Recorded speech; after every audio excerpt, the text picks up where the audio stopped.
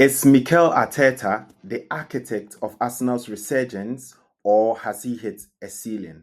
After a season of highs and lows, I think it's time for us to evaluate if Arsenal is truly progressing under his leadership or there are signs of stagnation.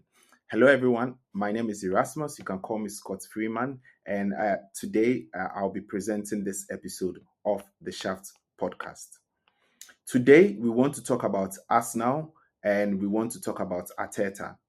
Off the back of their recent exit from the Champions League, there's been a lot of murmur and chatter amongst the fan base about Arteta's position as the head coach of the club. There are some section of the fan base who believe that it is time to let him go. And there are others who still think that there's a lot that they can do under his leadership. In today's episode, I want us to go into some of the reasons why it may be good for him to stay, giving you evidence and examples and highlights of what he's been able to do with the squad so far. And then also, I want to look at reasons why maybe it may be time to start dropping him. And I want you to stay till the end of the episode. And I would really love to hear from you and love to hear what you think. All right. So, in terms of the season overview for Arteta, I think from the last season, it was a second place finish with 89 points, and this was 1 point shy of the Invincibles' 90 points record in 2003 and 2004. Also, for the Champions League, they reached the semi-final for the first time in about 16 years, or since 2009, eventually losing to Paris Saint-Germain, which is a huge achievement because historically, with Arsenal for a very, very long time, they were known for early cup exits. Within the FA Cup, I think it's won one FA Cup. He's won the Community Shield a number of times. He's got one of Arsenal's academy products, which is Bukayo Saka, scoring so many goals within the championship. I think right from 2019 onwards, where he finished 8th, we've seen from 2021 where he finished 5th, second, and he's due to finish second again if nothing changes over the season or looking at where they currently sit.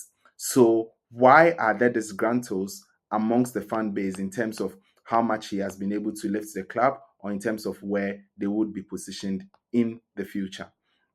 So in December 2019, Mikel Arteta took the reins of an Arsenal side that was really adrift, and everyone just thought there was no hope and they were battered. This was an Arsenal side that still had a lot of good players like Aubameyang, Lacazette, who had been engines of the past. However, they were struggling to find their feet. Fast forward to this season, and the transformation is palpable. And this episode, I want to look at the managerial journey and examine the evolution of Arsenal's playing style, the squad development, and the broader implications for the club's future. First, the tactical evolution. Arteta's tactical philosophy, I think, has undergone a lot of significant refinement ever since his appointment. And this has largely been due to the influence of Pep Guardiola, who favored a more possession-centric approach. And Arteta has developed a more vertical, dynamic style of play in addition to this.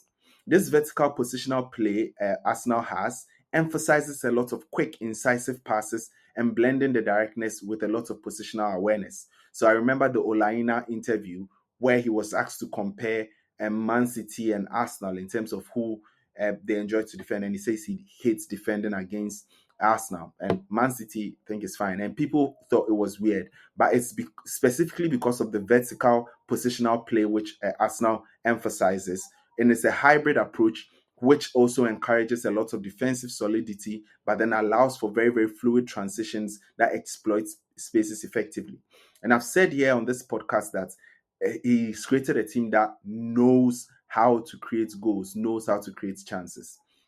In terms of the pressing structure also, they employ a high-intensity pressing game and they disrupt the opposition build-up. They create a lot of turnover in a lot of advanced areas. And if everyone will remember, I think the second season of Arteta, where they spoke about the position of the centre-backs right behind the teams who were defending and how they had a unique ability to stop counter-attacks and be able to recycle possession time after time. they are also defensively solid. Like Arteta's team is known as one of the best defensive teams in the league. Play a 4-2-3-1 with a compact formation with very very disciplined midfielders who are cutting the passing lanes, and I think this has been bolstered with the addition of players like Declan Rice and the recovery of players like Thomas Partey, and therefore they concede one of the fewest goals within the league. And one other thing to also highlight is the squad development. Immediately Arteta came in, he let out a lot of the experienced players. People remember his rift with Aubameyang and also with I think Lacazette and a number of players who were within that squad, whom they all let go. To be fair, I think that a lot of Arsenal fans were happy to see a lot of these players go. I'm not sure if they are all directly linked with Arteta, but there are players like Kolasinac, etc., who eventually still had to leave the club. The club, Mustafi, all of these players were okay players or had hype in the beginning, but just didn't live up to expectation, and that seemed to be the trend with Arsenal.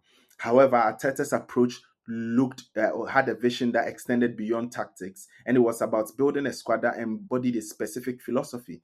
And in fact, I remember when he was benching Aubameyang and playing the youngsters, like people began to question him, and it was like, it's about who is ready to play the kind of football that I want.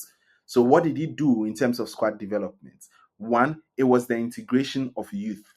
So players like Bukayo Saka, William Saliba, Gabriel Martinelli, who have flourished immensely under Arteta, are now integral to the team's success. Also, strategic signings. I think there were significant investments. Like if you look at the Declan Rice investment, it's one of the best investments that they have made. Players like Havertz, who were specifically targeted because they're extremely young players who fit the profile of the squad, but also had a lot of experience which the Arsenal team could leverage on.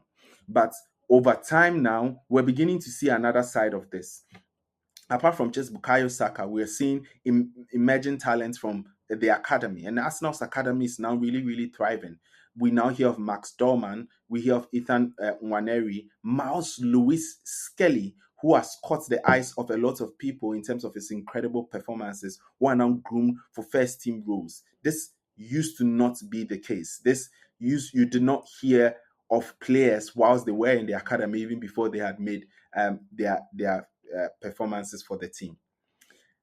Another thing I wanted to look at for Arteta was the performance metric, or whether, and looking at the progress which they have been able to make in terms of results or performance. Yeah. So statistically, you can look at Arteta's side and see that they have made immense progress. First is the league finish, consecutively finishing in second with 89 points, which is the club's highest tally, something which I mentioned at the beginning. But secondly, when we spoke about the top four, Arsenal was slipping down. We have to talk about top six in order to include them. But I think that he's on.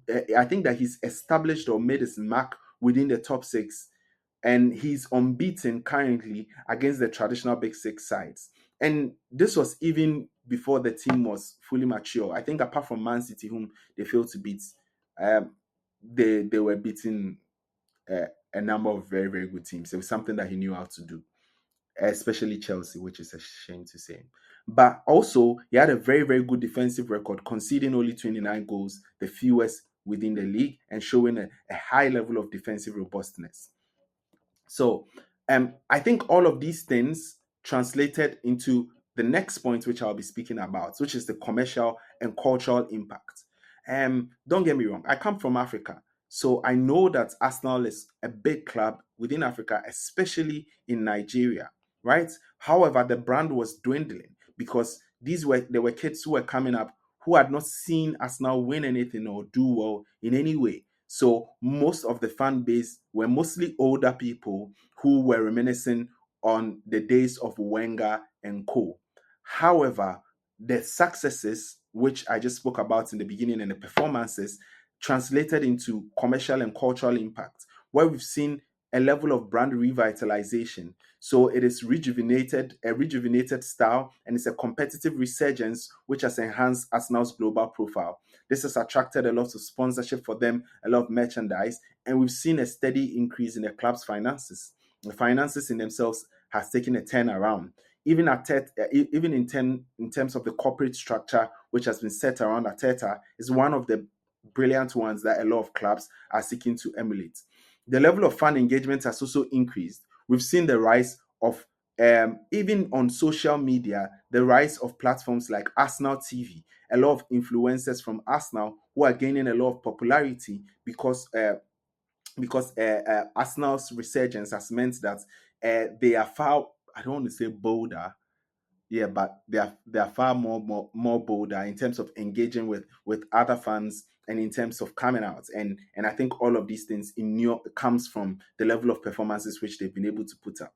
We've seen several times, especially when Man City was the juggernaut, a lot of us supporting Arsenal because we thought they were the Davids who could unseat the Goliaths, and I think this is something that they've been able to come along over the years. But however, that is not how the story ends. The David, who was cheered on by so many people, the guys who were the good guys for whom all of the neutrals supported, have now become huge, huge enemies of neutrals. We're seeing um, a lot of people go against Arsenal now. I don't know if it's the meme story. It's not like there wasn't a lot of criticism of Arsenal or some of these discussions or memes. But you're seeing some of their fans also turn on the manager now. And I want to look at reasons why that may be so and why that may be warranted in some instances. I do think that with some level of success comes a level of arrogance, and I'll be talking about that much later. But I want to look objectively at the points here. I think despite the significant progress, there are some challenges which continue to persist. For example, the trophy drought, which was one of the things which was haunting us now in the beginning, has still persisted. And after the 2019-2020 season, which is the trophy which bought Arteta at the time, they've not been in contention for any major trophy, consistently kicked out of the cups, being very close to the league, but not winning anything, apart from a couple of community shields. I'll leave that to you, whether you want to count that. But also squad depth. Consistently, even though they do play well, they seem to be hampered at crucial points within the season by injuries, the loss of key players. You look at a player like Thomas Partey, who was bought from Atletico Madrid, who I would say was almost on the same level as Rodri. However, due to a number of significant injuries, he's not turned up in the same way. In these latter years, I think that we are beginning to see more of him and more of the reason why he was bought. But a lot of the time he has been missing in action, which should indicate to you the level at which the squad depth has been affected by this. Also, we found out that in crucial matches, they do lack a level of consistency. This Arsenal team has been one which has been known to live with a whimper. This has changed slightly over the years, in my opinion. I see them much bolder, much more arrogant and looking not in a bad way, but looking like they deserve it within these games. But consistently over time, we found out that they were dropping out of matches with a whimper. And there's still some bit of it there, but I think we'll be going into it. But some of this inconsistency within crucial matches has led people to question Arteta's tactics overall. So there are a couple of things over here.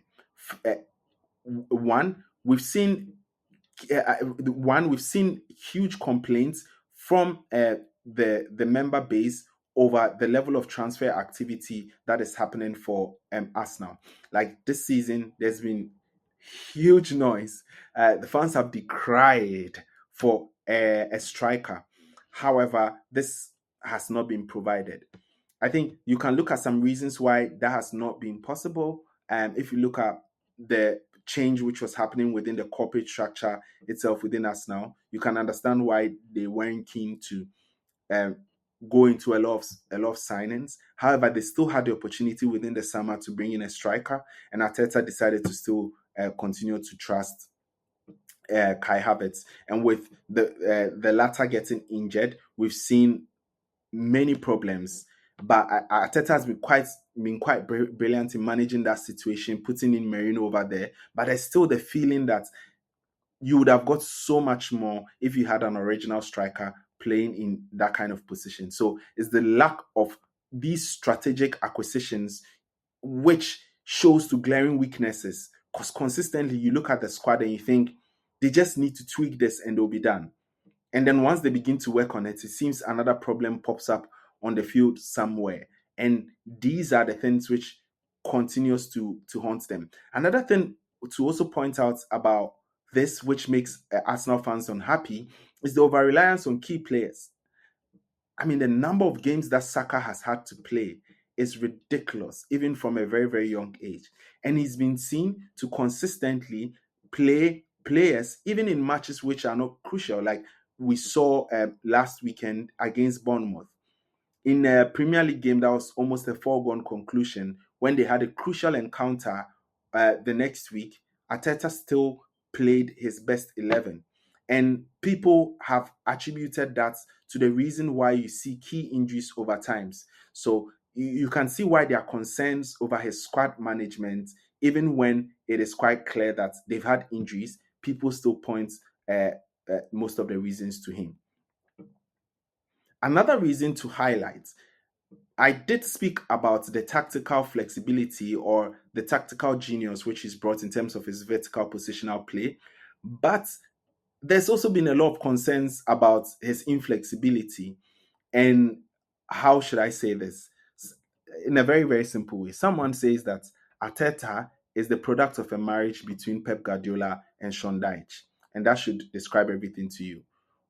Over the years, we've seen an increase in the inflexibility of his tactics in terms of uh, this season has seen an overemphasis or reliance on spot kicks, throw-ins, and stuff like that.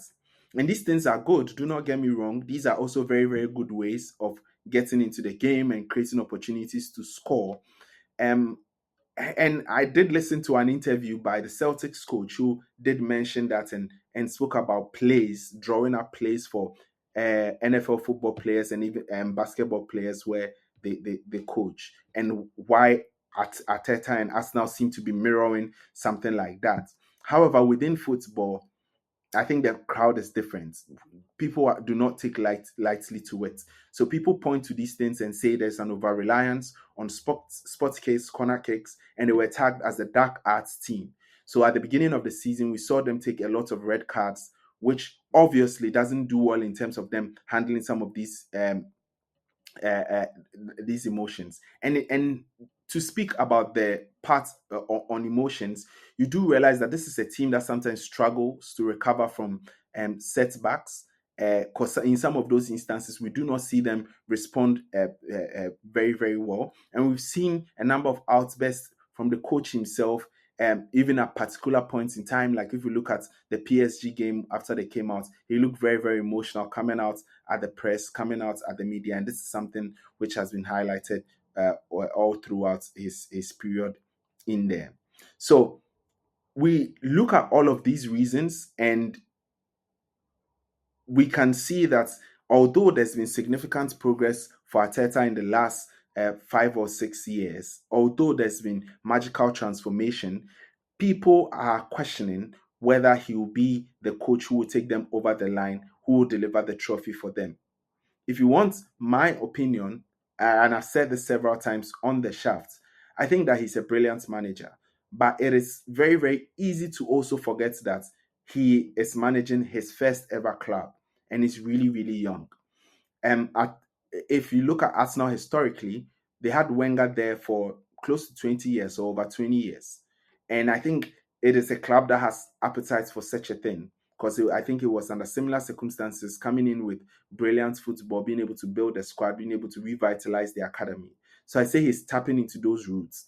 And I think for how brilliant he is and the consistency in performances, a trophy is only a matter of time before it is delivered.